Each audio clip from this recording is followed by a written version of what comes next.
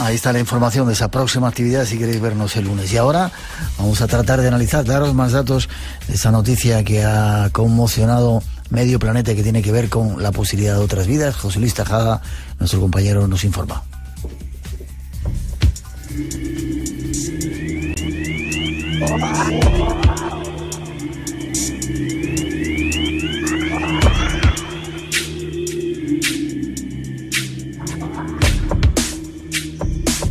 Hacía tiempo que no sonaba esta música en el espacio en blanco. Es nuestro camino para llegar a otras galaxias, a otras dimensiones, a otros planetas. Y esta noche lo necesitamos. Por eso nos ponemos en contacto con nuestro experto José Luis Tejada. Buenas noches, José Luis. Hola, buenas noches, Miguel. ¿Cómo estás? ¿Estás en otra constelación, en otra galaxia, en otro...? Pues casi. Llevo un par de años trabajando en el norte de Inglaterra y aquello con el Brexit empieza a aparecer otra galaxia, es cierto. Uh-huh. Bueno, te hemos llamado, hemos acudido a ti pidiéndote socorro porque esta semana yo creo que en todo el mundo ha sonado la noticia y todo el mundo está escandalizado. Déjame que la escuchemos un poquito y nos das tu opinión, ¿vale? Perfecto. A tan solo 40 años luz de la Tierra existe un sistema solar con 7 planetas que podrían ser similares al nuestro. Así lo ha hecho público la NASA esta tarde. 3 de estos planetas se encuentran en una zona habitable y podrían albergar océanos en la superficie, algo que aumentaría la posibilidad de que este sistema pudiera acoger vida. La investigación, publicada hoy también por la revista Nature, ha sido desarrollada por un grupo internacional de astrónomos y ha utilizado, entre otros, 12 observatorios de todo el mundo y entre ellos, como decimos, el del Roque de los Muchachos en la isla canaria de La Palma. 2 telescopios de este centro español se han encargado de seguir durante el último año a estos planetas. Ahí estaba la noticia que saltaba en todos los canales de televisión. Supongo que todo el mundo, la NASA decía que se había encontrado un lugar donde podía haber planetas habitables, 7, al menos 3 muy parecidos a la Tierra. ¿Significa que ya están los científicos afirmando que tenían razón esos que hablaban de ovnis y de alienígenas? Hombre, yo creo que cualquier científico que haya tenido 2 dedos de frente no ha podido, cuanto menos, negar la posibilidad de que haya vida. Y evidentemente en un universo tan vasto como el que nos rodea, que parte de ella pudiese ser inteligente. Ya, pero José Luis, no sabemos si más o menos que nosotros. Ojalá fueran más. Pero te decía que durante mucho tiempo hablarle a un científico de alienígenas decía, bueno, estáis locos. Y ahora, sin embargo, cada día hay más noticias en todos los lugares de que esos mismos científicos, afortunadamente con mente abierta y clara, están escudriñando los cielos y parece que hay pruebas de que casi no estamos solos. Claro, no olvidemos que, por ejemplo, Carl Sagan, que lo menciono por ser archiconocido para todas las personas, fue uno de los primeros instigadores a la investigación no solamente del universo, sino a la búsqueda de inteligencia en el espacio. De hecho, con él se perdió una trayectoria bastante bonita, que era la de poder incluir en las ondas espaciales que se mandaban a los confines de nuestro sistema solar y que seguramente dentro de varios millones de años lleguen a otras galaxias, pues mensajes para esas posibles inteligencias. Estúpido hubiese sido haber incluido esos discos de oro, de platino, esos mensajes que van incrustados en estas zonas espaciales, si a priori no se piensa que pueda haber vida inteligente. Claro. Como no tenemos mucho tiempo y no quiero entretenerte, ¿qué significa esta noticia? ¿Que nos están preparando para algo más grande? Quizá para decirnos dentro de 2 días, una semana, un año, ya están aquí, hemos conectado con ellos. Hombre, pues vamos a dejar volar un poquito la imaginación, pero siempre con los pies en la tierra. Yo me quedo con una frase que dijo el astronauta que todos hemos conocido, este astronauta Scott Kelly, que estuvo en la Estación Espacial Internacional, mientras que su hermano gemelo se quedaba aquí en tierra firme. Ha dicho una frase dentro de NASA como astronauta que yo creo que es bastante importante, ¿no? Y la frase dice algo así como: la pregunta de si estamos solos en el universo se resolverá en las próximas décadas.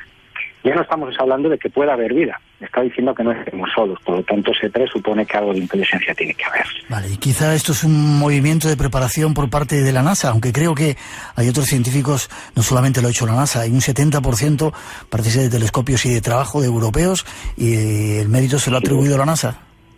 No, lo que pasa es que, vamos a ver, estamos escuchando la culminación de una investigación que lleva varios años. Yo, si mal no recuerdo, en mayo del año 2016, precisamente Michel Dillon, que es el que a través del Instituto de Astrofísica y Geofísica de la Universidad de Lieja, en Bélgica, ya decía que en este pequeño sistema planetario había 3 planetas, bueno, pues ha culminado con este anuncio de que ya no son 3, sino que son 7, y además son 7 cumpliendo una serie de expectativas que hasta hoy en día eran bastante difíciles de encontrar.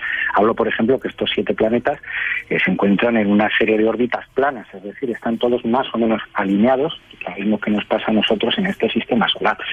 Lo que pasa es que hablamos de un sistema solar, este que se ha descubierto, con este nombre tan raro que le han puesto, el TRAPPIST, que no es otra cosa que el nombre del telescopio con el que se descubrió. Espera, ¿cómo se llama? TRAPPIST. Sería el acrónimo de Pequeño Telescopio para Planetas en Tránsito y Planetesimales, que es un telescopio muy pequeñito en comparación con los que estamos acostumbrados a ver, que está en el desierto de Atacama, en Chile, y que se ha utilizado. Entonces, como comentaba, este sistema solar tiene cosas que son muy curiosas. Por ejemplo, estamos hablando de un Sol que es muy chiquitito. El Sol de este sistema solar sería del tamaño de nuestro amigo Júpiter. Estamos hablando de un diámetro 10 veces inferior. Y luego, fijaos, si no será curioso, que las órbitas que estos 7 planetas tienen circunvalan este Sol, es decir, un año del planeta más cercano de los que estamos hablando, que se denominan con el nombre de esta estrella, TRAPPIST, y después la letra B, C, D, así hasta la H. El año del que circunvala más cerca a este Sol duraría un día. ¿Un día? Un día. En un día habría sido una especie de año nuestro. Wow. Y el más alejado serían 20 días. Entonces estamos hablando de que los 3 centrales, los que se denominan con las letras D, E y F, que estarían más o menos en la franja de habitabilidad, es decir, la distancia en la cual el agua no llega a ser hielo por el frío y no llega a evaporarse por alta temperatura, pues estarían teniendo unos periodos orbitales de lo que es un año para ese planeta de entre 4 y 9 días. Es algo que es muy, muy pequeñito. Tenemos que tener en cuenta que este Sol es pequeño. Entonces, al ser tan pequeño y al tratarse de una enana roja, es un Sol que no tiene las enormes temperaturas que tiene nuestro Sol. Es una enana amarilla de tipo G, que digamos que es un Sol bastante nuevo. Eso permite que estos planetas estén muy, muy cerca los unos de los otros, que estén muy, muy cerca de este Sol y que no tengamos unas temperaturas tan altas. Nosotros, por ejemplo, en nuestro sistema solar estamos acostumbrados a ir de que el planeta más cercano al Sol, que es Mercurio, pues para que nos hagamos una idea, está aproximadamente unos 50-60 millones de kilómetros del Sol. Sin embargo, estos planetas, el más alejado de la órbita está simplemente a 5 millones de kilómetros. O sea, es un mini sistema solar en comparación con lo que nosotros conocemos aquí.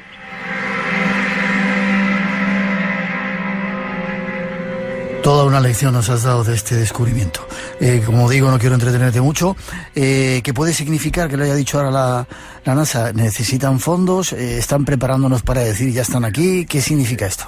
Hombre, yo, como bien has dicho, lo primero que tenemos que hacer es no desestimar el trabajo que se ha hecho desde Europa. No olvidemos que NASA, en este caso, básicamente lo que ha sido prestar o ceder o trabajar con uno de los telescopios que tiene en órbita, que es el Spitzer, que además es muy curioso, porque este telescopio dejó de funcionar al 100% hace un año aproximadamente, año y medio, debido a que el helio líquido que permite refrigerar a temperaturas bajísimas sus sensores dejó de estar en condiciones, agotó, y solamente puede ver en una determinada banda de luz, ¿no? de frecuencia. Entonces, este telescopio que pertenece a NASA pues ha sido cedido para la investigación, pues entre otros, como comentábamos, a Michel Guillon, que ha sido la persona que ha publicado el artículo en Nature, también al personal de la Universidad de Cambridge y en la Universidad de Berna, ¿no?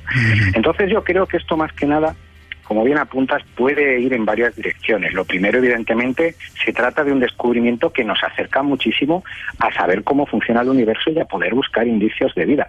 Está muy lejos, porque yo he oído auténticas barbaridades. Estamos hablando de 40 años luz.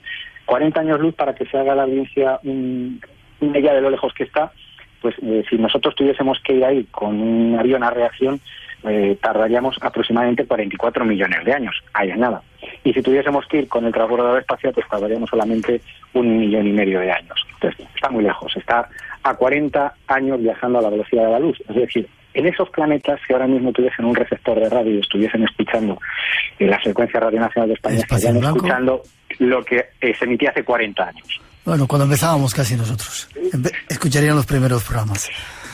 Yo, como decía Miguel, todo apunta a que NASA lo que está haciendo es prepararnos poco a poco a lo que yo creo que puede ser la noticia de este siglo. Al final es de una gran controversia, y es que parece evidente con las nuevas investigaciones que se van a hacer en diferentes lunas de planetas en nuestro sistema solar, de que tarde o temprano se van a encontrar indicios de que exista la vida orgánica. Y de ahí a la vida inteligente, amigo mío, lo único que nos separa es 1.000.000 de años, solamente eso. Un pasito.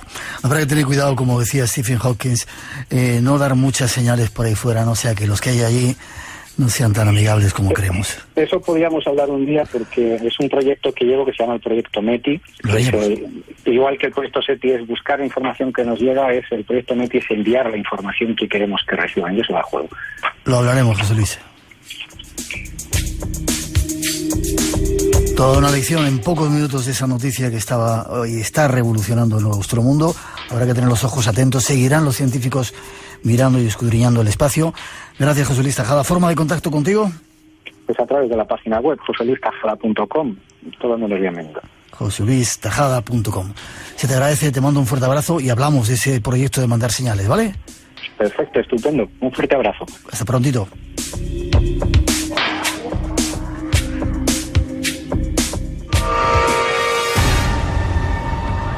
Espacio en Blanco. La madrugada del sábado al domingo a las 2 con Miguel Blanco en Radio Nacional. 80 años haciendo radio. Premios Ondas Nacionales de Radio. Mejor programa de radiodifusión nacional no es un día cualquiera, de Radio Nacional de España. Dirigido y presentado por Pepa Fernández. Era el año 2003. El programa No es un día cualquiera es galardonado con el premio Ondas al mejor programa de radio. Bueno, esto ha sido una sorpresa. Hola, buenos días. Hoy tengo que empezar este programa diciendo muchas gracias. Gracias al jurado de los premios Ondas. Su directora desde 1999, Pepa Fernández, recibe además el Ondas a su trayectoria profesional en 2008. Reciban un saludo de parte de todo el equipo que se merece todos los premios del mundo. 80 años haciendo radio. Radio Nacional de España. Hola, soy Alfredo Langa y este es un saludo para los amigos de Espacio en Blanco desde el muro de Berlín, en Bernauer Straße. Saludos a todos. Así suena el tranvía.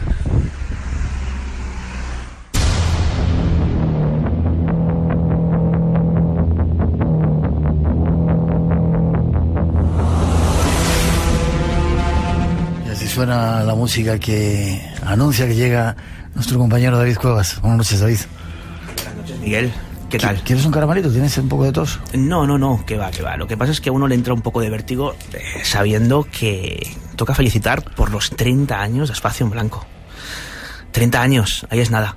Sí, y los que nos quedan. Y los que nos quedan. Espero que 30 más por lo menos. Si Dios quiere, y los que nos quedan. Con un montón de cosas. Hoy es una pequeña celebración, simplemente un toque de atención. Estamos preparando algo increíble. ¿En qué consiste, Miguel? No se puede contar.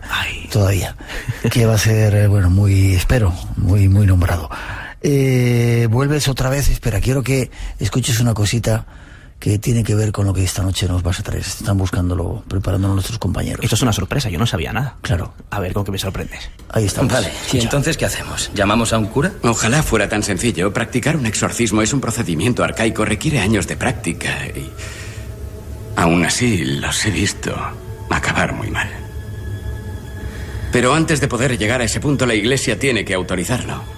Tenemos que investigar, reunir pruebas y demostrarlo. Y eso es lo más difícil. Exorcismos, ese extraño mundo que no conocemos, que está muy oculto, y tú esta noche has traído material para desvelarlo, ¿verdad? Efectivamente, vamos a hablar de los exorcismos, yo creo que de la manera en la que normalmente no suele hacerse. Imagino que los oyentes recordarán que hace no mucho se anunciaba a bombo y platillo, incluso en algunos medios de tirada nacional, el hecho de que se empezaban a realizar cursos oficiales para exorcistas. Y que dichos cursos estaban de alguna forma pues auspiciados o apoyados nada más y nada menos que por el Vaticano. Se realizaban en Roma. Y bueno, algo se habló sobre los mismos. Lo que vamos a escuchar en Espacio en Blanco es un testimonio, yo creo que hasta cierto punto único, puesto que pertenece a un sacerdote que fue en primera instancia alumno y al año siguiente profesor de uno de esos cursos. ¿Cursos que se dan en Roma? Que se dan en Roma.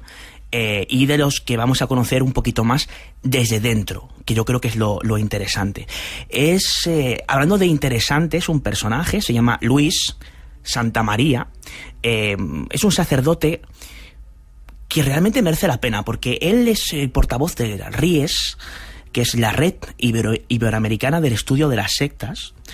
Él está especializado dentro de lo que es la Iglesia Católica como sacerdote en investigar ciertas dinámicas o grupos sectarios ajenos a la Iglesia Católica, ¿no? Para, de alguna forma, bueno, pues recoger información y poder prevenir ante la posibilidad de que esos grupos, digamos que destructivos hasta cierto punto, puedan ejercer, ¿no?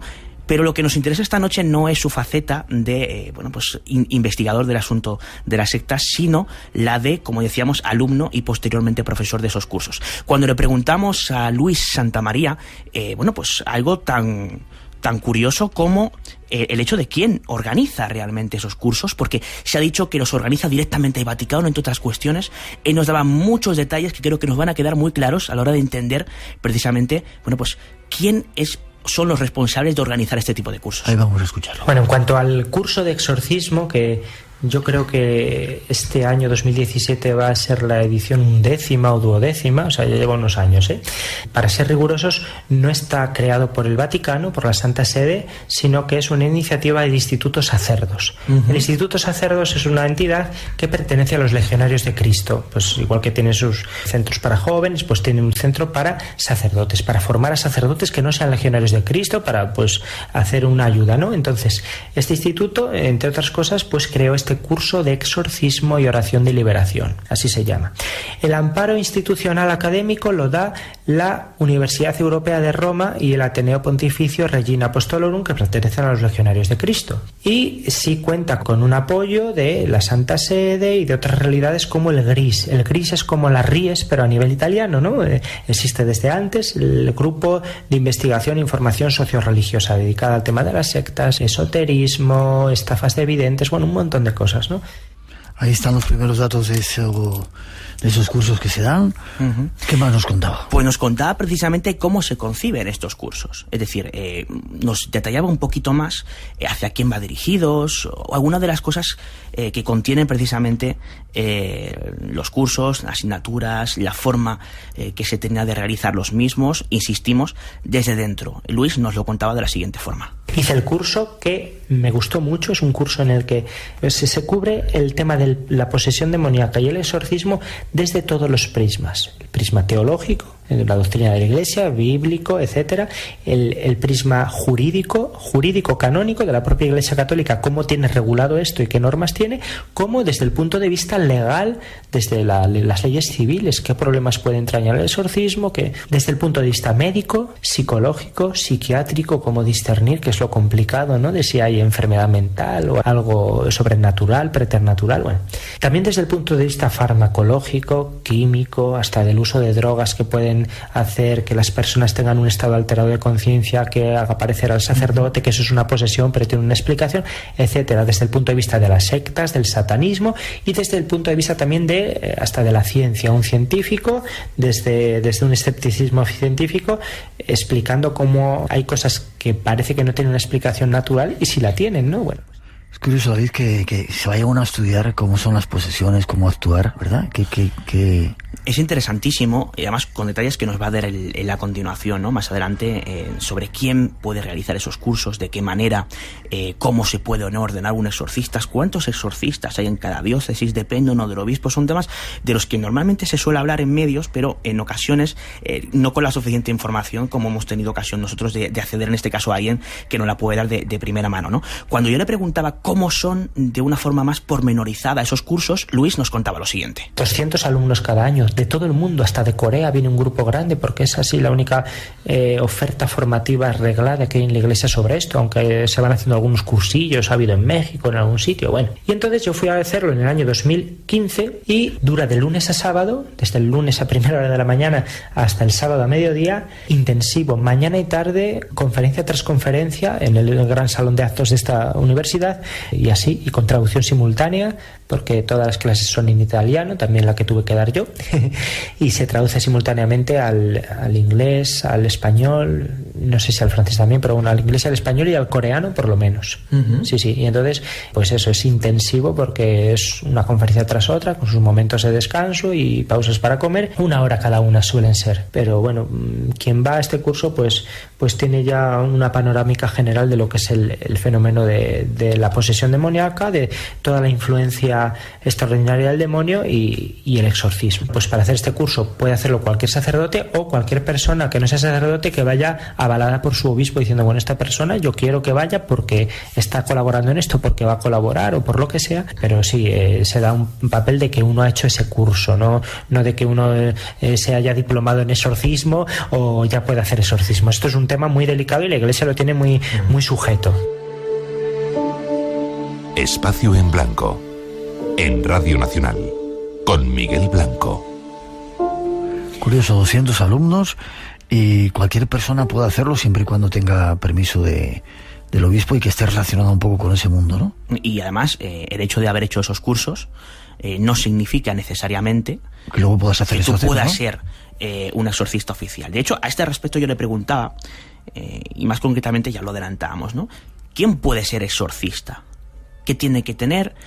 ¿Cuáles son los permisos? ¿Cómo está el tema actualmente regulado en España? Bueno, pues ante estas preguntas Luis nos contestaba de la siguiente manera. La nominación de exorcista es por parte del obispo. Cuando un obispo lo ve conveniente, hay que decirlo primero que el exorcista ordinario es el propio obispo. Es decir, cuando dicen es que hay muchas diócesis en las que no hay exorcista, sí, el obispo es el exorcista. Entonces también todo sacerdote la tenemos, pero la Iglesia nos la tiene retenida, como si dijéramos, ¿no? Porque por lo delicado del tema, por el sentido común que exige, la formación, la vida íntegra. Entonces el obispo al sacerdote que considera oportuno lo nombra exorcista. Entonces una diócesis puede tener uno o varios sacerdotes dedicados a esto, que pueden tener este curso hecho o no.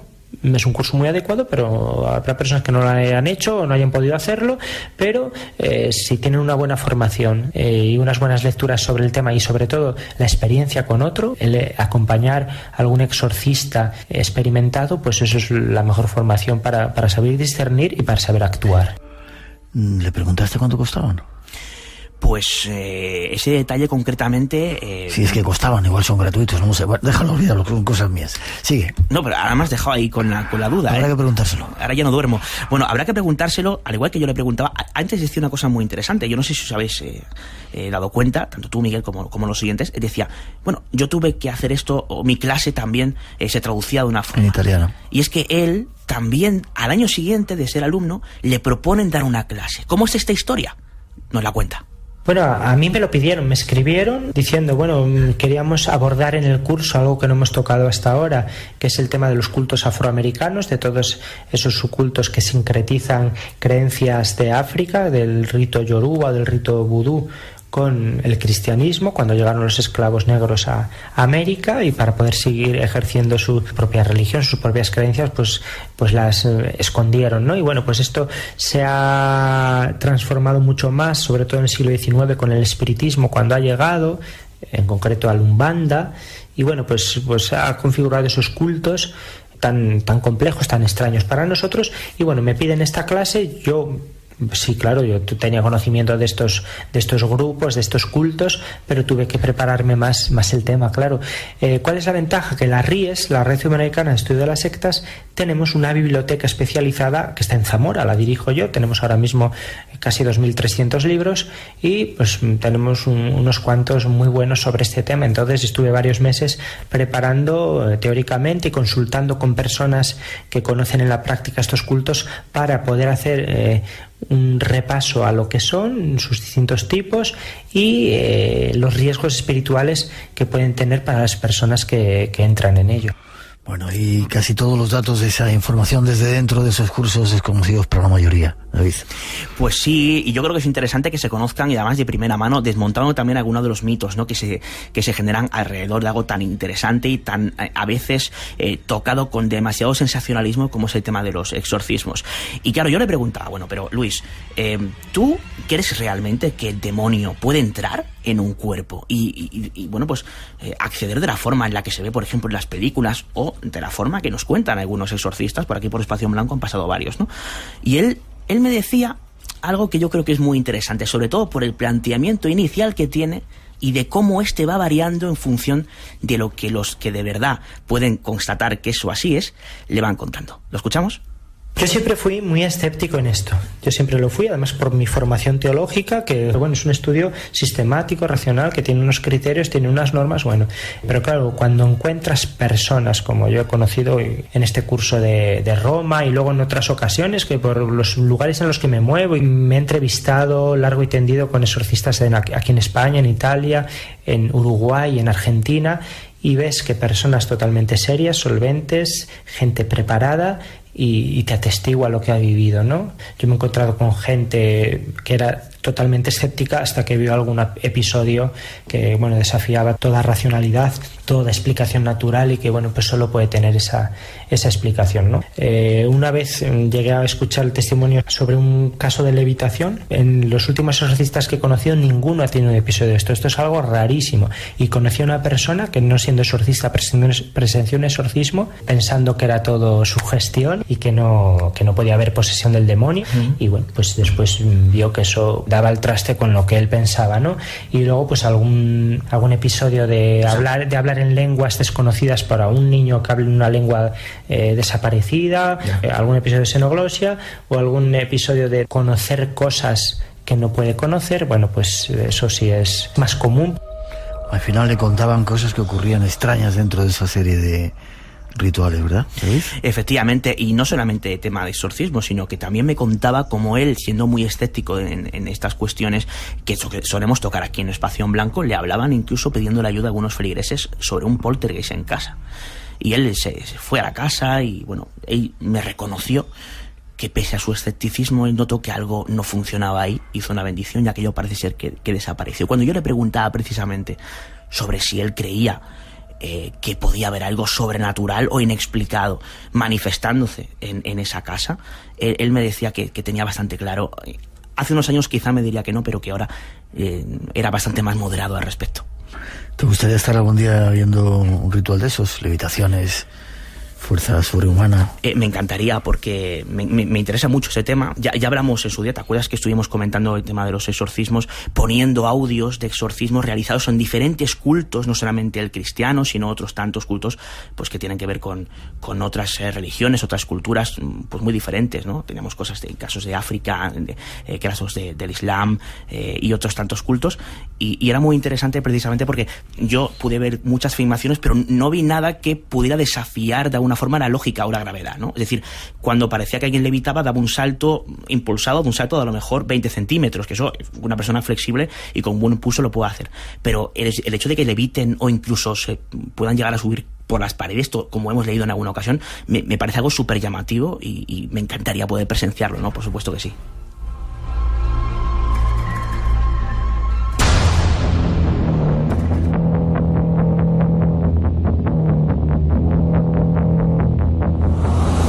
David, gracias por el trabajo, gracias por esos testimonios de dentro de alguien que conoce cómo funcionan estos cursos para quitarle toda a veces esa onda que tiene de tremendo, de tenebroso, de oscuro. Pues muchas gracias a ti, Miguel. Felicidades una vez más por los... También para ti, somos todos por los 30 años. Muchas gracias. Y además... ¿Forma de contacto? Muy sencilla. Correo electrónico davidcuevas_gmail.com. Repito, davidcuevas_gmail.com, y estaré encantado de que me envíen casos que tengan que ver con asuntos, vamos a decir, inexplicados de toda clase y condición. De hecho, déjame decir unos segundos, ahora viene Rosa a comentarnos un poco cómo ha ido la noche en cuanto a llamadas. Yo te puedo decir que he recogido varias de ellas en base a lo que estaba contando Aldo, ¿no? en la primera hora, y me he quedado sorprendidísimo de la cantidad de casos que hemos ido recogiendo, bastante tremendos, con presencias, con manifestaciones, con premoniciones, siempre normalmente con seres que parecen ser de apariencia fallecida alrededor que a mí me han dejado bastante estupefacto y de los que he tomado muy buena nota. Alegro, gracias, nos vemos dentro de poquito. Hasta la próxima. Hasta la próxima. Los últimos minutos para darnos las últimas informaciones. Hola, buenas noches, Miguel. 30 años, no sé cómo ha respondido la gente, nuestros oyentes y seguidores. Pues han respondido con una aluvión de felicitaciones, sin ir más lejos. Pues ayer mismo a las 8 de la noche colgaba nuestro compañero Antonio Baena en Facebook pues el editorial que hiciste conmemorando los 30 años que estamos celebrando. Y bueno, pues en tan solo 2 horas nuestro compañero David Cuevas nos lo confirmaba, que estaba pendiente de las redes sociales. Pues ya teníamos un total de, más de 600 me gustas y muchísimos comentarios incontables, entre ellos los de David Cuevas. Que no sé si esos son muchos o son pocos, pero tenemos 12.000. Muchísimos, en solo un margen de 2 horas ya te digo que son muchísimos. Vale, y bueno, no entiendo de eso. Las felicitaciones han seguido hoy por teléfono, nos han llamado muchas personas y fíjate que han estado recordando secciones, invitados que han pasado por el programa en estos 30 años y muchos oyentes que llevan oyéndolo desde hace, pues prácticamente desde sus comienzos. Se han acordado de una sección que tú te acordarás, el año de los deseos. Nos han hablado que tenías de invitado a Carlos Mariano Delgado y que hacía visualizaciones creativas. Eso sí me acuerdo de él, sí. Y lo han recordado con muchísimo cariño. Y también una entrevista que le hiciste a David Icke. Han llegado a decir que fue una de las mejores entrevistas que han pasado por el programa. Al final, cuando uno mira atrás la cantidad de cosas que hemos hecho. Así es. Nos vamos dentro de poquito a Huelva. Eso es, nos vamos a Huelva, a Villalba del Alcor, que es un pueblecito que está a tan solo 50 kilómetros. Y bueno, y ya quedan pocos días y me imagino que poquitas plazas. La semana que viene hablamos de ello y recordamos por si que todavía queréis apuntaros para estar con nosotros viendo el programa. Ahí tenemos un correo electrónico, mejor dicho, es una página web donde podéis entrar a informaros sobre el Congreso Ruta a lo Desconocido, www.rutalodesconocido.es. Desde ahí podéis inscribiros, y el sábado haremos nosotros el programa desde allí para los que queráis asistir. Perfecto. Con puertas abiertas para todo el mundo. ¿Ganadores? 5, como siempre, Salvador Mateo de Algeciras, Fernando Pagán, Alicante, Rosario Uriel, Madrid, Alberto Sanz de Castellón y Diana Nieto de Murcia. Gracias, nos seguimos viendo. Ten cuidado con el pequeñito ese que anda por ahí por los pasillos, que dice Aldo que todavía está por ahí. Sí, yo creo que estamos entablando ya una relación de amistad. Vale, me alegro.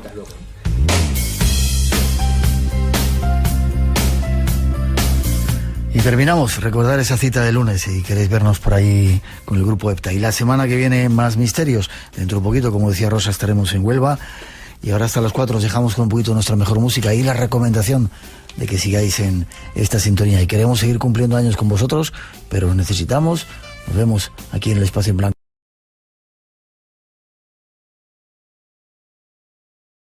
Directo desde el estudio 101 de la Casa de la Radio, cuando son las 2:08, 1:08 en las Islas Canarias, con los saludos y la bienvenida de todo el equipo que se encarga esta noche de realizar el programa.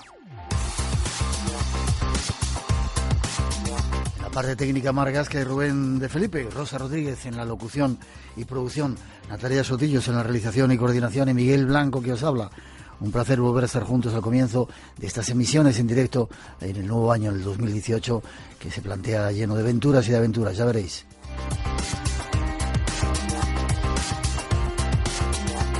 Abrimos redes sociales y canales de comunicación. Ya sabéis que tenemos un número de WhatsApp, que es el 652-03-5934, que atiende nuestro compañero Ramón Álvarez. Repetimos, 652-03-5934. La gratitud, hemos tenido miles de comunicaciones a través de ese WhatsApp. Un teléfono también esta noche de llamada gratuita, 900-137-137. Un email, espacioenblanco@rtv.es. Y en las redes sociales, Blanco Radio, en Twitter y en Face, esperando vuestras comunicaciones, con la bienvenida para todos.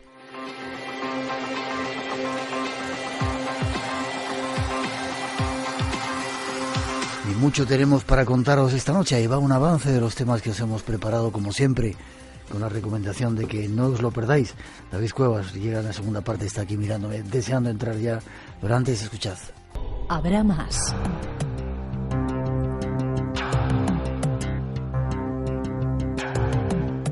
Una nueva incursión por los mundos del misterio a través de una serie mítica, Expediente X.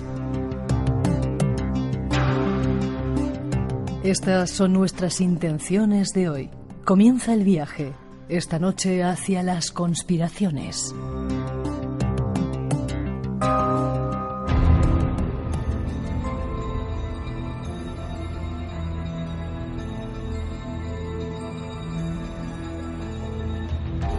Para comenzar el viaje vamos hasta Sevilla a saludar a nuestro primer invitado de la noche, alguien que ya ha pasado por el programa, José Manuel García Bautista. Buenas noches, ¿cómo estás, Bauti? ¿Qué tal, compañero? Muy buenas noches. Un poquito con la voz tocada, ¿no? Estás con esas gripes y resfriados que hay por el país. Yo creo que casi como el 40% de la población de este país, bueno, pues también el frío hace mella aquí en el sur y evidentemente un poco tomado, pero honrado por este privilegio de poder estar contigo esta noche, hablando de misterios, de conspiraciones y de todo lo que nos apasiona. Un placer. Especialista en electrónica y comunicaciones, has trabajado durante mucho tiempo en cajas de esas raras, ahora estás en un montón de revistas especializadas haciendo programas de radio y escribiendo un libro cada 15 días, diría yo. El último, Conspiración, las conjuras del poder. ¿Se nos engaña mucho, Bauti? Pues la verdad es que en el tiempo en el que vivimos, pues sabes que cuando hablamos de conspiraciones y cuando hablamos de todo lo que son verdades ocultas, pues evidentemente entramos en un terreno quebradizo, entramos en un terreno difícil, ¿no? Sobre todo porque, fíjate, Miguel, que pese a que vivimos en la época de la comunicación, en la época en la que redes sociales, todo está a nuestro alcance, pues seguimos siendo víctimas quizás de la falta de información. Qué paradójico, ¿verdad? Sí. Y ahí es donde precisamente nos vamos a encontrar con este campo de batalla que son precisamente esas conspiraciones. Un terreno más de los que he querido entrar, he querido abordar en este libro precisamente que se trataba un poco de hablar de ello, ¿verdad? Uh-huh. Ese es nuestro tema esta noche, que de las conspiraciones es un tema tan extraño, tan complejo, tan diluido por ahí entre tantas medias verdades o muchas mentiras. Pues fíjate que cuando uno se plantea, en mi caso cuando me planteo escribir de conspiraciones es porque estando en redacción, en este caso estando en el medio de comunicación en el que trabajo a diario, muchas son las informaciones que nos llegan, pero también mucho es el recorte que se hace a nivel institucional, a nivel gubernamental, de determinadas informaciones. ¿A qué te refieres de recorte? ¿Que se censura? Sí, censura propiamente dicho. A mí me empezó a llamar la atención esto en el 2004, cuando durante el seguimiento de todo lo que eran las sondas que se hacían a Marte y demás, comprobaba como, por ejemplo, NASA pues no estaba mostrando toda la información que debiera al gran público, y sin embargo es curioso porque luego se iban filtrando detalles y te ibas dando cuenta de que habían realmente datos que enriquecían esa información y que sin embargo eran discriminados, y ya ahí te empiezas a preguntar el por qué. Posteriormente tengo la oportunidad de escribir de forma monográfica sobre la muerte de John Fitzgerald Kennedy, que si bien es cierto que hay muchos detalles conocidos, pues sí es verdad que los detalles importantes, los detalles que son vitales hasta el año 2039 no los vamos a conocer, que es cuando el presidente Johnson determinó que debían de liberarse esos archivos, garantizándose, eso sí, que todos los participantes en aquel triste suceso que fue el magnicidio de Kennedy hubieran fallecido. Y nuevamente te preguntas ¿por qué? ¿Por qué? Si al fin y al cabo nos estamos encontrando que es información delicada pero vital para entender un acontecimiento histórico, ¿por qué se hace ese tipo de acciones? O por ejemplo, todos los errores, todas las vicisitudes que hay en torno a la muerte, por ejemplo, de Lady Di, o la muerte de Juan Pablo I, datos incoherentes que realmente no deben de ser una cortapisa, no deben de ser filtrados, no deben de ser censurados si realmente se está mostrando una información. Y es que en muchas ocasiones, tal y como comentabais en la introducción, conviene que se sepa una verdad establecida, pero no la verdad. Quizás porque es más incómoda, quizás porque desvela esos extraños juegos que tiene el poder y que indudablemente pues hacen ver que parece como si esas conspiraciones, esos juegos que van contra el poder establecido, contra la legalidad, fueran más comunes, más normales de lo que creemos. Evidentemente no nos enteramos de muchas de ellas. Y sin embargo, y aquí lo curioso, pues estamos sometidos a creernos una verdad que tratan de imponernos, que al fin y al cabo es una verdad establecida. Ahí hemos dado alguna definición de lo que era una conspiración, pero ¿cuál es el objetivo final de la conspiración? Llevarnos, dominarnos, aparte de quitar gobiernos a veces, cambiar presidentes, etcétera, etcétera. Pues evidentemente las conspiraciones tienen diferentes fines. El principal es el poder.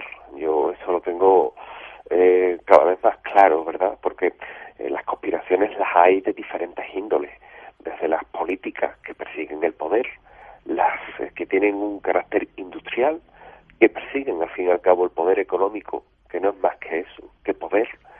Nos podemos ir a las conspiraciones contra la salud, en las que, y es un tema muy delicado, también podríamos hablar de conspiraciones farmacéuticas, que al fin y al cabo nuevamente persiguen ese mismo poder, ese mismo liderazgo dentro de un mercado, y que nos va a llevar indiscutiblemente a posiciones que son muy jerarquizadas y que de alguna forma nos van a conducir nuevamente al poder. Es decir, lo económico siempre va a estar liderando todo este sistema de creencias, todo este sistema establecido, pero también, al fin y al cabo, es ese mismo control de la población a todos los niveles. Por tanto, una conspiración a gran escala, evidentemente, lo que siempre va a tratar es de perseguir ese mismo poder, y para ello, para ello se sirven de cualquier método, secuestros, atentados, asesinatos, golpes de Estado, mentiras, magnicidios, lo que haga falta. En este sentido,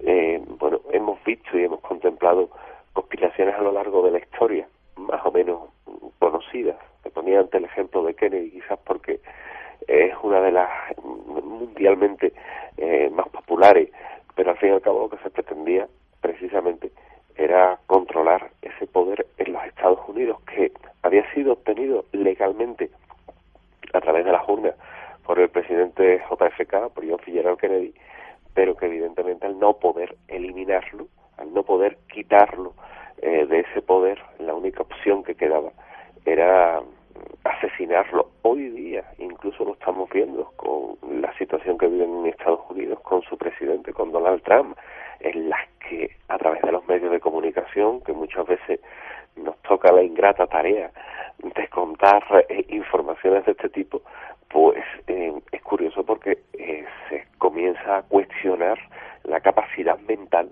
que tiene el presidente. Y fíjate qué curioso, es la única posibilidad que tiene inhabilitarlo para deponerlo del cargo en unos Estados Unidos que están convulsos, porque evidentemente quizás estamos asistiendo a uno de los presidentes más polémicos que ha habido en la historia del país norteamericano. Es decir, siempre es poder, siempre nos vamos a remitir al poder a todos los niveles, industrial, empresarial, político, hasta en el propio Vaticano nos vamos a encontrar que ese mismo poder va a estar presente, la curia por encima del Papa, o aquellos que gobiernan realmente en el Vaticano y que tienen simplemente en la figura del pontífice a un buen relaciones públicas, pero que a veces evidentemente está también limitado por esas mismas instancias que hay dentro de la ciudad santa. De alguna forma, como puedes comprobar, todo esto lo que realmente persigue es el control, el poder, el dinero, y al fin y al cabo tener una posición predominante sobre el resto.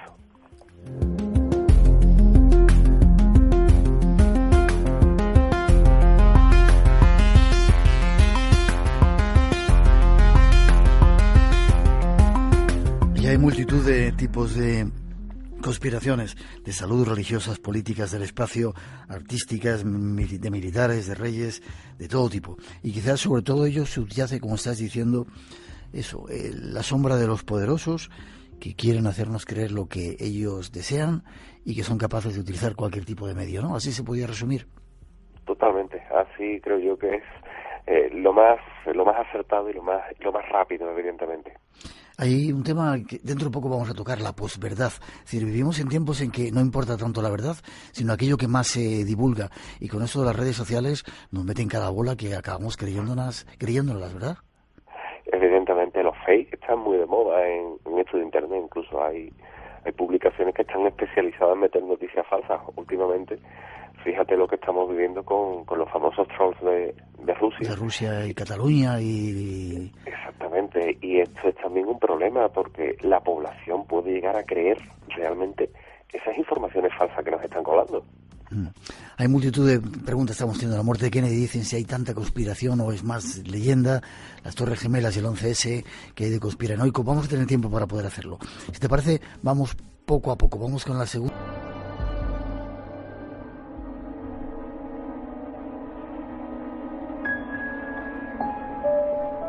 Una de las conspiraciones más famosas de la historia tiene que ver con los viajes a la Luna y las mentiras que acerca de ellos nos han relatado. Juan José Benítez nos da algunos datos sobre ello. En el viaje de ida hacia la Luna, el Apolo 11 vivió una primera experiencia que también fue silenciada. Cuando se hallaba a 200.000 kilómetros de la Tierra, un extraño y gigantesco objeto apareció en las proximidades de la nave. Los astronautas lo describieron como una formidable L, algo similar a una maleta abierta, aunque en ocasiones cambiaba de forma, adoptando la figura de un cilindro. La noticia se filtró a la prensa, pero NASA, fiel a su consigna de ocultamiento, zanjó el asunto con una explicación tan absurda como insostenible. Lo observado por el Apolo 11 solo era el sobrealimentador del cohete Saturno IV. Absurdo, sí, porque en esos momentos la referida fase del cohete se encontraba a 10.800 kilómetros del Apolo, pero las mentiras de NASA apenas habían empezado. A casi 380.000 kilómetros de la Tierra, muy cerca ya de la superficie lunar, el Apolo descubrió otras luces que volaban en formación. Según Mirlo Rojo, aquellas luces parecían esperar al Apolo 11. Eran muy brillantes y volaban en perfecta formación. Poco después se alejaron a gran velocidad, desapareciendo hacia la superficie de la Luna. Los astronautas tenían razón. Aquello parecía un recibimiento, pero lo más espectacular estaba por llegar. Armstrong y Aldrin descendieron finalmente. Su compañero Collins permaneció en órbita lunar a 110 kilómetros de altura. Y al poco de aquel histórico alunizaje, Armstrong y Aldrin volvieron a sobresaltarse. La frecuencia cardíaca se disparó hasta 150 y 160 latidos por minuto. Las palabras de Armstrong, atropelladas, dejaron perplejos a los técnicos de Houston.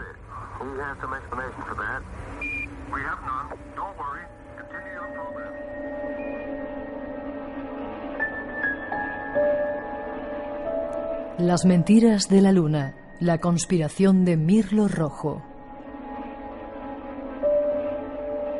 Conozcamos algo más de todo ello. 900-137-137 nuestro teléfono por si queréis intervenir o preguntar.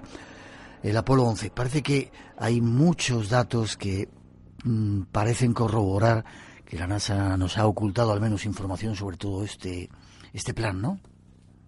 Sí, porque evidentemente cuando el Apolo 11 se encuentra en la misión espacial, y de hecho es algo que ya en los últimos años pues se ha filtrado, ¿verdad? Siempre eran y tenían diferentes encuentros con objetos voladores no identificados textualmente, sin cortapisas. Y el problema de todo esto era que cuando realmente pisan la superficie lunar, aterrizan allí aquel 21 de julio de 1969, pues evidentemente se comienzan a dar una serie de problemas en los que, en lo que es la monitorización que se le estaba haciendo a los astronautas, tienen datos que son anormales. Pero bueno, esto no se llega a filtrar, eso queda ahí en segundo plano, nadie se entera, hasta que un señor que se encargaba de rebotar la señal desde lo que era la isla de la Antigua, se llamaba Alan Davis, que curiosamente llega a vivir en España. Alan Davis, ¿vivió en España? Sí, Alan Davis llega a vivir aquí en Morón de la Frontera. Uh-huh. Y él era el encargado de recibir la señal directamente desde la Luna y la transmitía luego a la NASA, a Estados Unidos. A Houston, exactamente. Houston. Estaba en la isla de la Antigua y se encargaba de rebotar esa señal con un retardo. Aquí también la clave, Miguel, el retardo que tenía la señal. Uh-huh. Y prácticamente él pudo ver esas imágenes sin censura. Evidentemente nos estamos basando en lo que es la declaración, que es pública, de Alan Davis sobre aquel histórico momento en el que Neil Armstrong y Buzz Aldrin, que también llega a hablar de sus experiencias con todo lo que eran los objetos que veían desde el módulo, y es curioso porque todo eso no se llega a saber, y sin embargo fue Alan Davis el que filtra aquellas declaraciones y aquellos presuntos encuentros que tienen precisamente los astronautas en la Luna. Vale, te pregunto, ¿se llegó a la Luna realmente o fue la primera vez al menos un montaje hecho en la Tierra para adelantar a los soviéticos, hecho incluso por directores de cine muy famosos? Te doy mi opinión después de haber revisado mucho esto. Yo creo que se llegó a la Luna. De hecho, fíjate que para los rusos era relativamente sencillo monitorear una señal, y si los rusos hubieran descubierto que había un fraude, lo hubieran denunciado, lo hubieran contado, claro. como lo denunciaron los americanos cuando el famoso paseo espacial de la Unión Soviética, del cosmonauta, que realmente era un fraude en un tanque de agua. Ya, vale. Llegaron a la Luna, parece que hay pruebas de ello. Casi siempre estaban acompañados por esos extraños objetos, decía Juanjo Benítez, luces, objetos súper gigantescos que seguían o que daban la bienvenida a los astronautas. Y luego lo que se encuentran en la Luna, construcciones incluso. Sí, esa es la segunda parte, ¿verdad? Que según comentan, en base a esta conspiración, los niveles físicos, los niveles biológicos de los astronautas se disparan porque empiezan a vivir algo extraño. Es curioso porque a todos esos incidentes se habrían que añadir otras tesis conspiranoicas que tendrían más peso, como por ejemplo en 1972, desde la base de seguimiento espacial de Fresnedilla y en Madrid, en la que sustituía a Robledo de Chabela, que era la habitual, y en la que, por ejemplo, es el famoso incidente en el que se le imputa a Luis Ruiz de Gopegui el desalojar una habitación, que estaba llena de periodistas que seguían la transmisión del Apolo 16. Pero volviendo al Apolo 11, cuando ellos llegan allí empieza a haber una transmisión que es censurada, y en la que los astronautas quieren comunicar con Houston, y le comunican que, a grosso modo, pues que no estaban solos y que allí había algo que desde luego escapaba a su entendimiento, y desde Houston se les manda a cambiar incluso de canal. Es ahí cuando la comunicación se corta y cuando se recompone esa conversación en la que se habrían encontrado desde luego con lo imposible en nuestro satélite. Ruinas en la Luna. Sí, había algo extraño allá arriba, desde luego. Ya habían tenido problemas porque en el cráter, en el MOT, que también es referencia del cráter Platón, pero en el MOT lo que parecía era que había algo extraño. Había luces extrañas, incluso había artefactos extraños, y a lo lejos incluso se podían distinguir construcciones, pero construcciones en la Luna. Esto es realmente extraño, ¿verdad? Evidentemente, hoy día con la cartografía que tenemos de nuestro satélite, por la cara oculta, incluso la cara vista, pues no hay rastro de ello.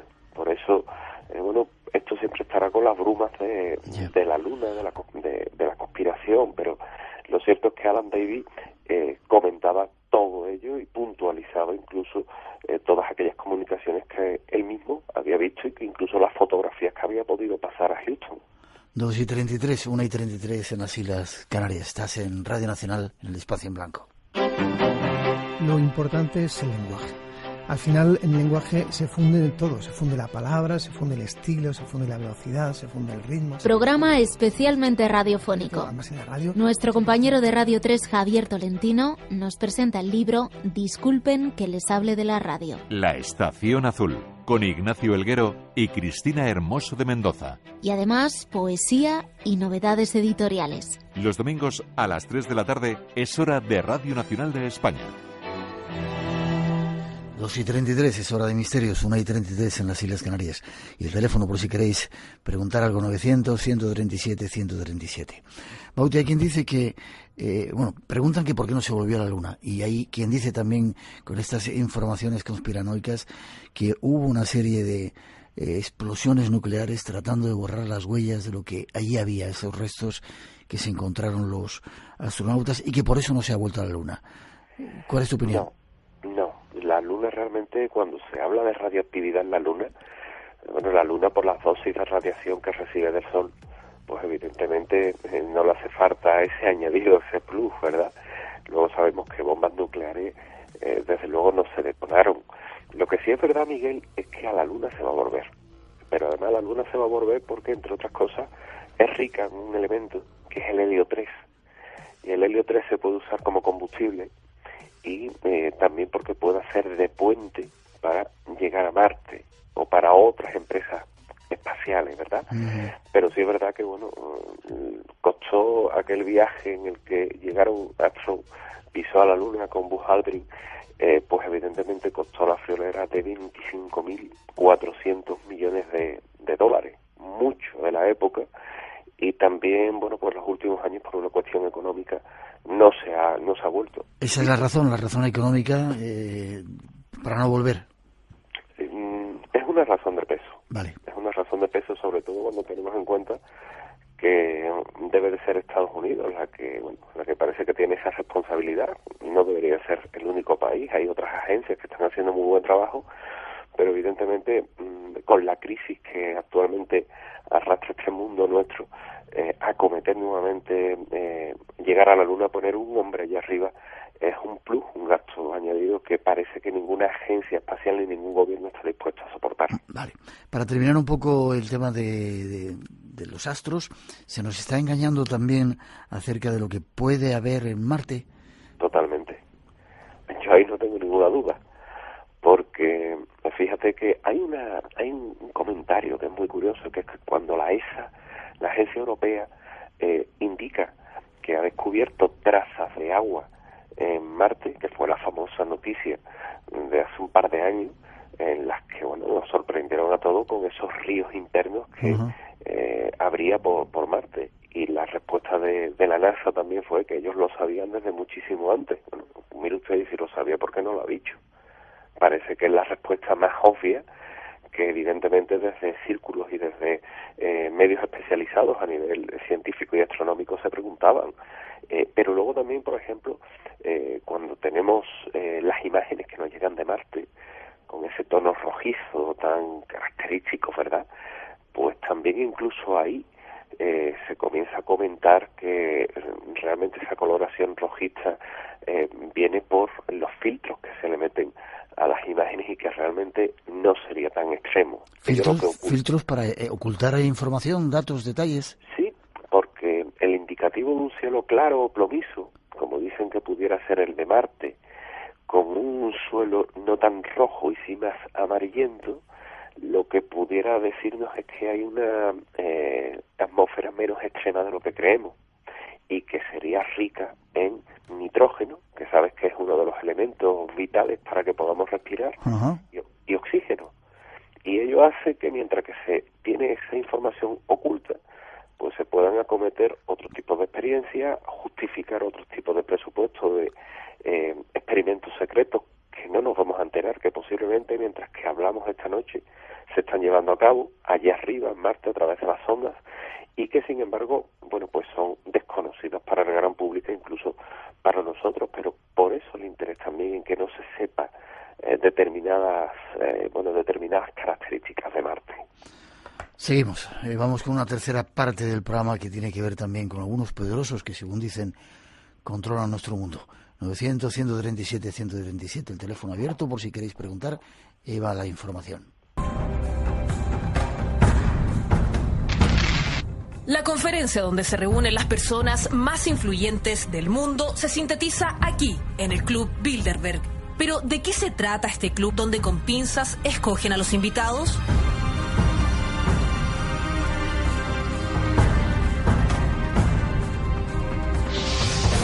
El Club Bilderberg está integrado por poderosos inversores internacionales, banqueros, dueños de los principales medios de información, políticos y miembros de la realeza. Todo lo que se hable en ese lugar está bajo secreto confidencial y las conclusiones de estos foros nunca se han hecho públicas. Estas juntas se realizan una vez al año, donde existen aproximadamente 130 personas seleccionadas, quienes reciben una invitación donde se les dice cuál debe ser su indumentaria. A pesar del extremo secreto de este club, se han filtrado algunas ideas de este grupo.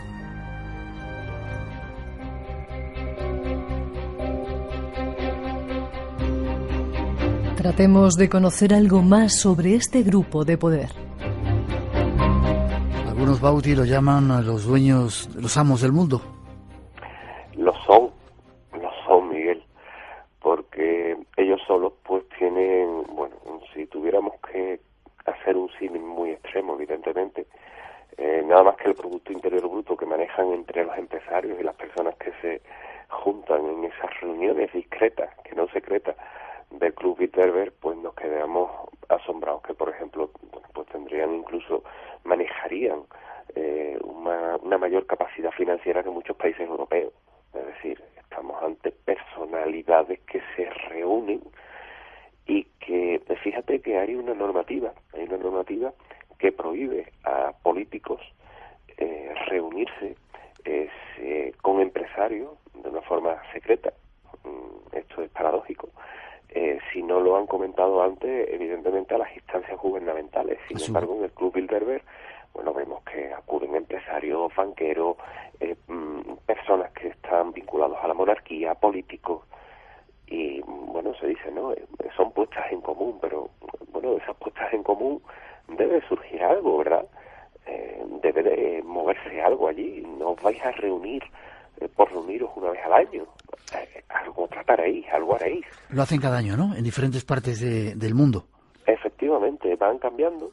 El primero, donde primero se hizo, pues evidentemente es de donde toma el nombre, que fue en un hotel, el Bilderberg, y a partir de ahí, bueno, pues ya comienza a tener ese auge anual y realmente a uno lo deja sorprendido porque es que acuden personalidades que, bueno, Bill Gates, por ejemplo, de aquí de España han acudido, por ejemplo, también la familia Botín, Juan Luis Cebrián. Es decir, estamos hablando de personas que tienen un importante peso, la reina Doña Sofía, José Manuel Entre Canales, que lleva el grupo Acciona, Alberto Ruiz Gallardón en su época, Pedro Solve, bueno, ni que decir tiene Amancio Ortega. Es decir, son personas que mueven una cantidad de dinero importante y ahí, sobre todo, lo que se van a establecer son relaciones empresariales y favores, digamos, entre países, colaboraciones, para favorecer una balanza comercial entre países, entre empresas sobre todo, que va a decantar evidentemente mucho ese Producto Interior Bruto del que antes hablábamos. Es decir, persiguen nuevamente el poder y el favorecerse entre ellos. Igual estamos siendo conspiranoicos y simplemente se reúnen para tomar una copita y charlar de sus cosas. Digo yo. ¿Tú lo crees así, Miguel? yo soy bastante ingenuo. Se siguen reuniendo cada año. Aquí en tu libro pones una lista quizá de muchos de los que hay, y ya se sabe bastante información. Daniel Stulin, uno de nuestros también invitados, hace poco fue uno de los primeros que empezó a hablar de todo este tipo de grupos de presión. ¿Tienen algo que ver ellos con el nuevo orden mundial que se trata de instaurar? Yo creo que sí, porque al fin y al cabo a lo que estamos tendiendo con todo esto de estos grupos de poder y demás, grupos discretos, evidentemente, lo que yo creo que no son los únicos. Evidentemente, cuando hablamos de nuevo orden mundial, hablamos, por ejemplo, de los Skull and Bones, hablamos de la trilateral, es decir, que son los otros Club Bilderberg, ¿no? Las otras sociedades discretas, pero que sobre todo lo que tendrían es una capacidad de introducción importante, por ejemplo, en el Banco Mundial, en el Fondo Monetario Internacional, en la Unión Europea, en las Naciones Unidas, en la OTAN, en empresas armamentísticas, y todo esto lleva un camino que sería, evidentemente, aceptar los gobiernos que hay en el mundo, pero crear un gobierno paralelo que no tendría ni más ni menos que otra misión que la de controlar este mundo, controlar las relaciones entre países, controlar lo que son las vías comerciales, controlar al ciudadano, al fin y al cabo. Son juegos. Mira lo que nos dicen de Leganés, Luisa. Dice que los Bilderberg quedan para hacer el amigo invisible regalándose objetos de menos de 10 euros. Eso es lo que creen que hacen el Club Bilderberg. Seguimos, ¿te parece? 900-137-137, nuestro teléfono. Luego te preguntaré si hay alguna forma de librarse de las conspiraciones, quizá tratando de buscar la verdad por algún sitio. Hay más datos que queremos daros. Espacio en Blanco. Tu cita con lo desconocido. En Radio Nacional. Con Miguel Blanco.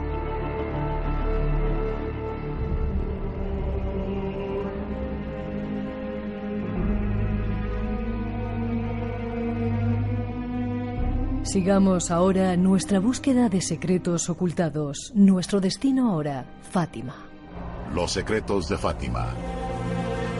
Así se les llama a los 3 mensajes proféticos que, según la tradición católica, la Virgen habría confiado a 3 pastorcillos en Fátima, Portugal, en 1917.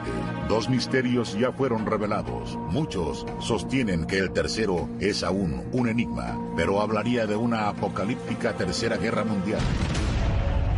La aparición de la Virgen en Fátima y sus secretos es uno de los grandes misterios del mundo. Una historia que se transmite de generación en generación y que traspasa lo religioso. Secretos de Fátima. Ese será nuestro siguiente tema. Las conspiraciones de la Iglesia es un capítulo que tienes en tu libro que, bueno, tiene mucho alcance, ¿no? Se podía hablar de la muerte de Juan Pablo II, primero, y de apariciones. ¿Qué ocurre en las apariciones de Fátima? Quizá de las más importantes, admitidas por la Iglesia Católica. Pues, Miguel, que no fue como nos lo contaran. ¿No? No es como nos ha llegado. Fíjate que ha pasado ya, creo que casi 100 años, un poquito más, y se produjeron aquel 13 de octubre de 1917, la que se hace una descripción, evidentemente, de lo que ven los pastorcillos, que al fin y al cabo, tanto Jacinta como Francisco como Lucía habían visto. Pero en todo esto, y hay 2 investigadores portugueses amigos, como Joaquín Fernández y Fina de Armada, que hablan de un cuarto testimonio, que sería de Carolina Carreira, y que habla de una figura que lleva un traje acolchado, que una especie de esfera sobre la cabeza, que agarraba una bola con las manos, que se desplazaba sobre un haz luminoso, y que fue quitado del medio ese comentario, porque evidentemente no tenía mucho que ver con la imagen de la Virgen. Claro, y sobre todo, fíjate que hay otro tema interesante. Yo cuando estuve en Fátima, un poco documentando todo esto, hablaba con un sacerdote allá, y me comentaba que de lo que se había, y fíjate, es un comentario desde dentro, que de lo que habían visto aquellos pastorcillos a lo que luego nos ha llegado, la cosa varió mucho porque evidentemente el poder eclesiástico, en función de la época, ojo, seamos vehementes también con esto, en 1917 era otro momento para Europa, también complicado, pues se adaptó el mensaje a una aparición mariana y nos hemos convertido pues en seguidores de un fenómeno que dista mucho de la realidad y que fue adaptado en función de lo que el poder eclesiástico requería y quería en ese momento.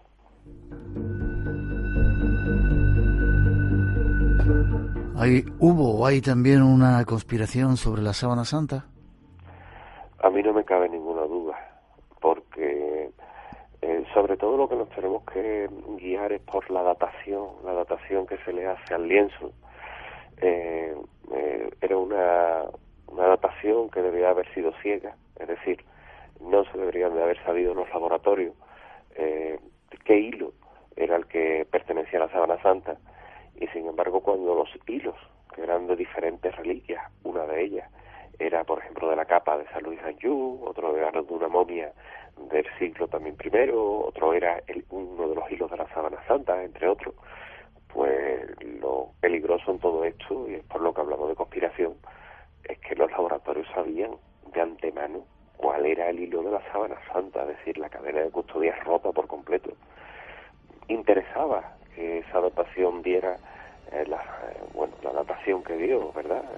Lienzo del medievo, pues interesaba porque evidentemente se estaban exponiendo a algo que es peligroso y a la vez es inocente, porque sin indicar que el hombre de la Sábana Santa es Jesús de Nazaret, es algo que es complicado de relacionar. Cuando se habla de la Sábana Santa, sí es verdad que el atribuir el siglo I, pues ya parecía que realmente era de ella, ¿verdad? Era la mortaja de Cristo. Y ahí es donde, pues parecen que determinados grupos también de poder, determinadas logias que actúan dentro del Vaticano, fíjate lo que te indico, pues estarían interesados en que no se diera por reales. Por eso, luego han llegado pontífices que, sin que la Sábana Santa tenga categoría de reliquia, extraoficialmente lo es, porque 4 papas nada más y nada menos que se han arrodillado ante ella y han rezado ante ella. Pero evidentemente a mí me queda claro que en torno a aquella datación hubo una conspiración y que la datación cuando menos es poco fiable o prácticamente debería haber sido anulada. Se buscó un determinado trazo de esa sábana para decir que máximo medioevo, ¿no? El momento máximo del medievo fue Anastasio Ballesteros, el cardenal, el que lo comunicó, pero él nunca dijo que fuera un fraude. Simplemente lo que dijo es que la datación a la que se había sometido el tejido había revelado que tenía una edad comprendida entre el 1260 y el 1390. A partir de ahí, pues te puedes imaginar, diferentes grupos religiosos, políticos, no creyentes, fueron los que también se encargaron de poner ese otro título que también ha hecho mucho daño a la reliquia, en el cual decían, pues la Sábana Santa es una falsificación. Nadie dijo eso. Nadie comentó eso. Simplemente lo que se comentó fue el resultado de una datación que por la contaminación que tenía el tejido sabemos que es inexacto. Por tanto, basándonos en otros argumentos que daría para mucho, sí podremos decir que el tejido perfectamente podría encajar en un tejido del siglo I. Juan Pablo II, ¿fue asesinado? Juan Pablo II, la verdad es que después de un... ¿O era el primero el que...? El primero, sí. Juan Pablo II, lo que sí es verdad, sí, Miguel, es que, pues hubo un atentado, el famoso atentado con Aliaca, sí, que los lobos aquellos solitarios que dejó muchas dudas, pero a Juan Pablo I, su muerte fue muy extraña. Y fue tan extraña que, fíjate, había tantas incoherencias, desde la hora en la que muere, cómo se lo encuentra, quién lo encuentra. Él muere de un infarto en principio y debería haber estado con una mueca de dolor cuando menos, porque es una muerte muy muy violenta, para que nos vamos a engañar, que debería de haberse denotado en tal y como se encontró el cadáver. Sin embargo, nadie lo encontró de una forma violenta, según comentaron. Para colmo también, se dejó muy poco tiempo antes de embalsamarlo. Se trató de que se le practicara un análisis forense, pero las autoridades vaticanas en este caso se desentendieron de lo que eran las autoridades de la República de Italia y rápidamente embalsamaron el cadáver. Porque tanta prisa? Luego no fue su ayudante de cámara, un sacerdote, el que lo encuentra. Parece que lo encuentra una monja, que era la que lo asistía. Y todos esos datos se van ocultando, y quizás el embalsamamiento rápido que se le hace, lo que se trataba de enmascarar eran las posibles trazas en un análisis de sangre de un veneno que él mismo habría consumido por la medicina que tomaba cada noche. Con lo cual, bueno, pues la conspiración está servida. Y bueno, nuevamente una opinión personal, yo creo que sí, a Juan Pablo I se le dio una salida, quitándolo del medio, asesinándolo, porque las ideas que tenían ese papa en sí eran un tanto revolucionarias dentro de aquella iglesia y no eran convenientes. No así el papa que luego lo sustituyó, Juan Pablo II, que era más conservador, más estratega, y que, bueno, volvió un poco a lo que era la línea de conducta habitual dentro de un papado. Nos preguntan también sobre la conspiración de René Le Chateau, Sabios de Sion, sobre el SIDA, cantidad de ellos. Que lean tu libro. ¿Te quedas un ratito más para hablar del cambio climático? Estupendo. Vale. Déjame que pongamos una introducción y en la segunda parte damos algún dato de eso que para algunos no existe y lo llaman cambio climático. Por ello, escuchemos estas informaciones. Calor abrasador en verano. Frío atroz en invierno. Los patrones extremos del clima son cada vez más frecuentes en todo el planeta y su capacidad destructiva es mayor que nunca. Vemos formarse inmensas tormentas en todo el planeta y su energía y concentración parecen casi diseñadas. Estudiando la trayectoria de los huracanes, queda claro que no son aleatorios en absoluto. ¿Y si hay una explicación más siniestra? Algo artificial. Hay quien dice que existe un dispositivo gubernamental de alto secreto que puede destruir nuestro mundo.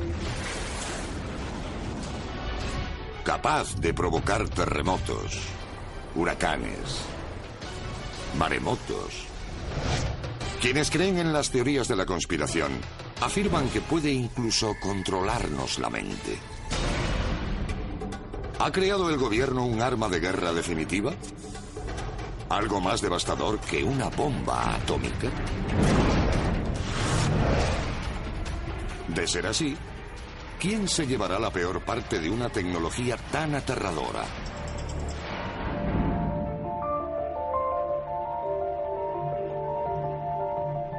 Busquemos en los archivos secretos del proyecto HARP.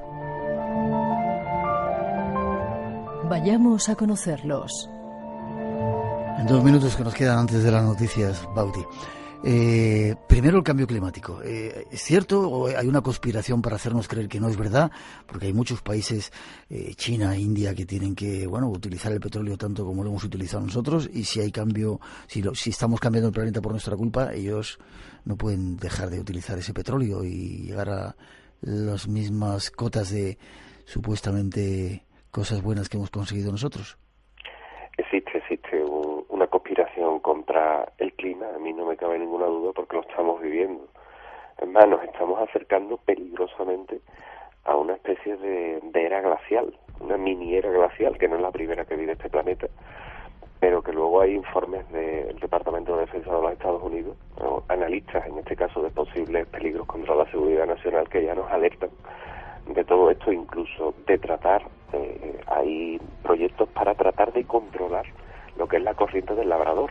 Esto es muy peligroso porque desequilibraría lo que son las corrientes cálidas que hay en el Atlántico. Eso es cambio climático. ¿Pero cambio climático provocado por la acción del ser humano o porque, como dicen algunos, viene una nueva era y no tenemos nada que ver nosotros? Controlado por el ser humano. pero el ser humano es el que se empeña una y otra vez en contaminar. El protocolo de Kioto todavía no está firmado. Estados Unidos se negó a firmarlo.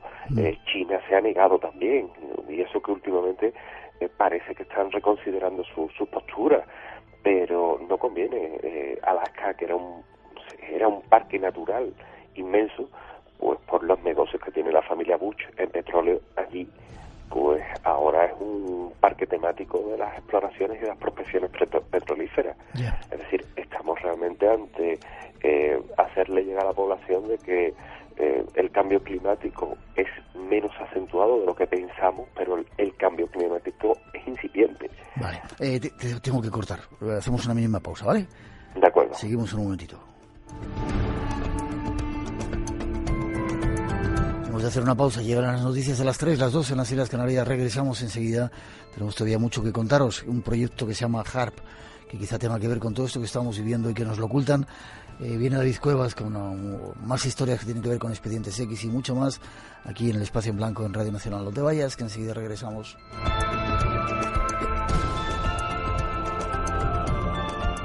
Espacio en Blanco. Buscamos respuestas a los misterios de los hombres y las mujeres del siglo XXI. En Radio Nacional de España, con Miguel Blanco.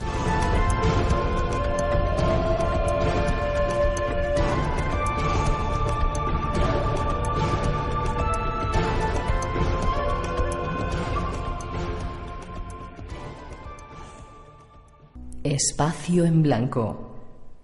En Radio Nacional de España, con Miguel Blanco. 3 y 6, 2 y 6 en las Islas Canarias, hora de misterios, de nuevo aquí en Radio Nacional, dentro del Espacio en Blanco, con los saludos para todos los que seguís en directo en Radio 1 y Radio 5, y a todos los que en esos 100 y pico países de todo el mundo estáis conectados y unidos a nosotros.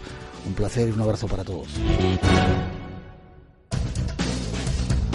Teléfono y redes sociales abiertas, 900-137-137, el teléfono de llamada gratuita, y es Blanco Radio en las redes sociales, en Twitter y en Facebook. Y nos vamos de nuevo hasta Sevilla con nuestro invitado, Bauti. Casi te dejamos porque vemos que estás todavía así un febril.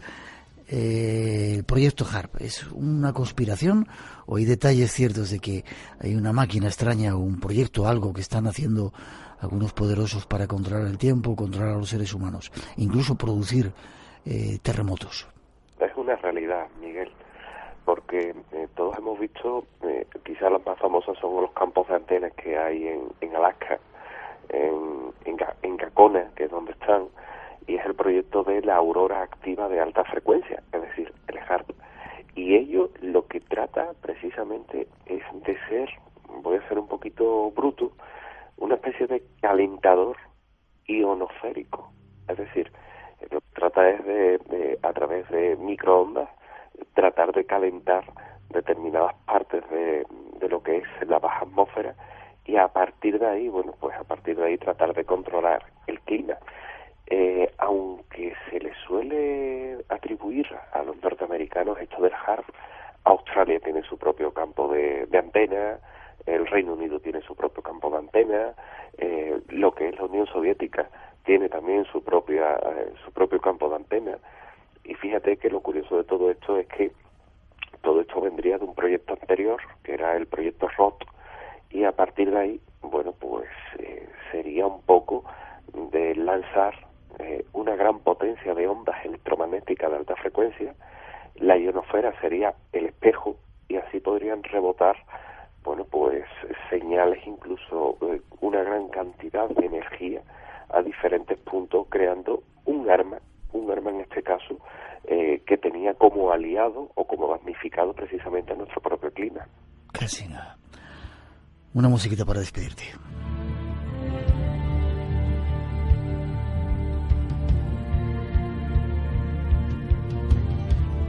Queremos ya descanses pronto. ¿Hay alguna forma de librarnos de las conspiraciones, de buscar la verdad que no se nos quiere contar en muchos medios de comunicación? Yo siempre en ese sentido digo lo mismo, que cuando nos llega una información, Miguel, evidentemente estamos sujetos a creernos lo que nos cuentan. indiscutiblemente, ¿verdad? Cada casa, cada medio de comunicación tiene un libro de estilo, y yo siempre sugiero lo mismo, que no nos quedemos solo con la información de un medio, que la cotejemos con otros muchos, para así tener una mayor información, tener esos pequeños datos que te comentaba antes, que completan esa información y ser más objetiva. Pero estamos a merced de esas conspiraciones que son involuntarias, es decir, nosotros no las deseamos, el ciudadano de a pie, pero que aquellos que controlan el poder siempre van a tener una y un objetivo por el que luchar.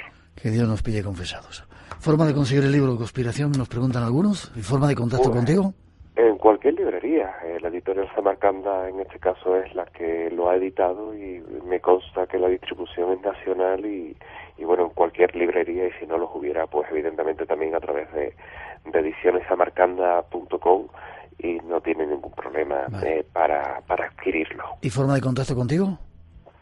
Pues a través de mis redes sociales, de Twitter, que de hecho estoy interactuando con algunos de nuestros oyentes en este momento, Facebook, redes sociales o mi propia página web, garciabautista.net.